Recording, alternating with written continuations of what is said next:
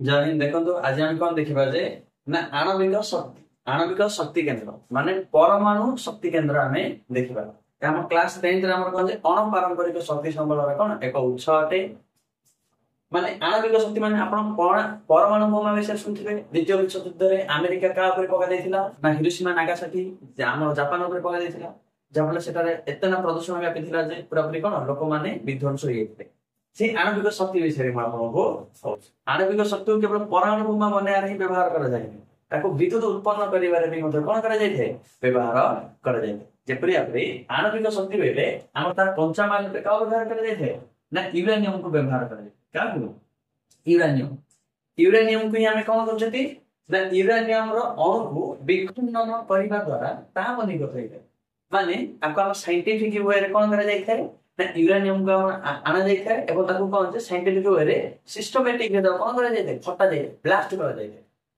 Blast करिवा द्वारा सेठी हमर कोन जे ना ताप निर्गत हो कोन अधिक ताप निर्गत हो और सही ताप को फोटोवोल्टाइक प्रणाली केउ पद्धति रे फोटोवोल्टाइक पद्धति रे हमें विद्युत रे ताको कोन जे व्यवहार करछ जा कि हमर करंट जा हमें कहउछि जा को हमें कोन जे बेले भी मतलब जदी छाडी दबा हम रहि पारंती ना बुझला नहीं। माने यूरेनियम को हमें सिस्टमैटिक वे रे फटेइबा तान को एवं फोटोवोल्टाइक पद्धति रे ताको हमें कोन सेथु विद्युत उत्पन्न करिबा आउ या को जदी आपण जदी कोन गोटे थरे जदी आने केति जगह जदी फटे देले बेले गोटे ठाने जदी फटे देले बेले ताको हमें परमाणु बोमा कहइबो।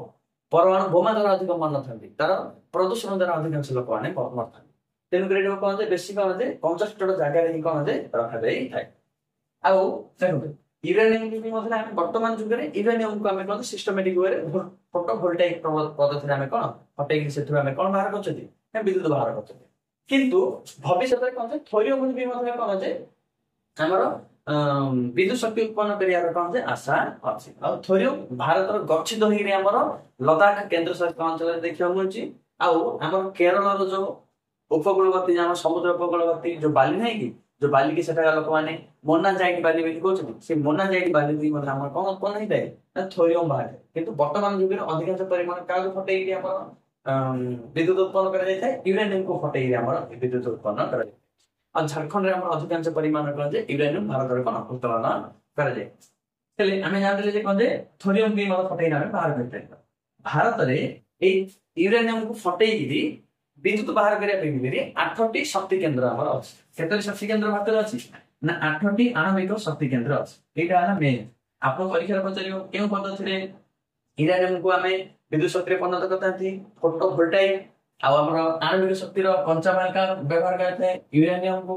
अब थोरियम भारत रो केउ अंचल रे केउ बाली रो मिल थाए मोनाजाइट बाली रो हम केरल उपकूल सेटा अछि। आउ परीक्षा हमर कोन बताइबो ना केतरी शक्ति केंद्र अछि 8टी शक्ति केंद्र अछि। मैप रे आपन को चिन्ह कर दबो से दर्शा पे आपन को वर्तमान में आपन कहउछि आपन देखो सर्वप्रथम मेरा कहते महाराष्ट्र। महाराष्ट्र रो दुईटा आणविक शक्ति केंद्र अछि। आपन बोले महाराष्ट्र कोन अछि ना महाराष्ट्र एटा पूरा हला कोन जे महाराष्ट्र ए महाराष्ट्र रे दुईटा हमर कोन अछि ना आणविक शक्ति केंद्र अछि। एक नंबर पे दे दोछि एक नंबर इट अछि। देखो महाराष्ट्र रे दुईटा आणविक शक्ति केंद्र अछि गोटे हमर तारापुर आ गोटे जय तारापुर बुझला नहीं। महाराष्ट्र रे केतरी आणविक शक्ति केंद्र अछि दुईटी तारापुर जय तारापुर बुझला लोकेशन तापर हमर अछि लागन जे दुई हमर गुजरात रो काकरापड़ा एटा हमर अछि गुजरात रे हमर कोन अछि ना काकरापड़ा गुजरात हो जे कोन थे काकरापड़ा थे बुझला नहीं। गुजरात रे हमर कोन के आणविक शक्ति केंद्र अछि काकरापड़ा आणविक शक्ति केंद्र। ता तीन हला हमर तमिलनाडु कोन जानछथि एठी हमर कोन हला तमिलनाडु रे हमर कोन अछि ना दुईटा आणविक शक्ति केंद्र अछि तमिलनाडु गोटेला कल्पकम आ गोटेला उदयपुर। संस्कृत भाषा आसिला पिट दबे बुझला नहीं। कम मम ए आसिला बेले हमर कोन अधिकांश तमिलनाडु रो विषय शब्द गुडी को उत्पत्ति अछि तेनु से नार आसिले आपन कोन तमिलनाडु मारिबे कोन कोन तमिलनाडु दुईटा कल्पकम आ उदयपुरम हमर कोन आणविक शक्ति केंद्र अछि। तापर हमर आसिला चार हला कोन जे उत्तर प्रदेश रो नारदा रे हमर कोन अछि आणविक शक्ति केंद्र अछि 4 नंबर एजे उत्तर प्रदेश रे कोन अछि नारदा रे हमर कोन अछि ना आणविक शक्ति केंद्र अछि। तापर हमर राजस्थान हमर कोन अछि रयत भाटा एजे अछि हमर राजस्थान हमर कोन अछि ना हमर रयत भाटा आणविक शक्ति केंद्र अछि। राजस्थान हमर कोन अछि रयत भाटा आणविक शक्ति केंद्र।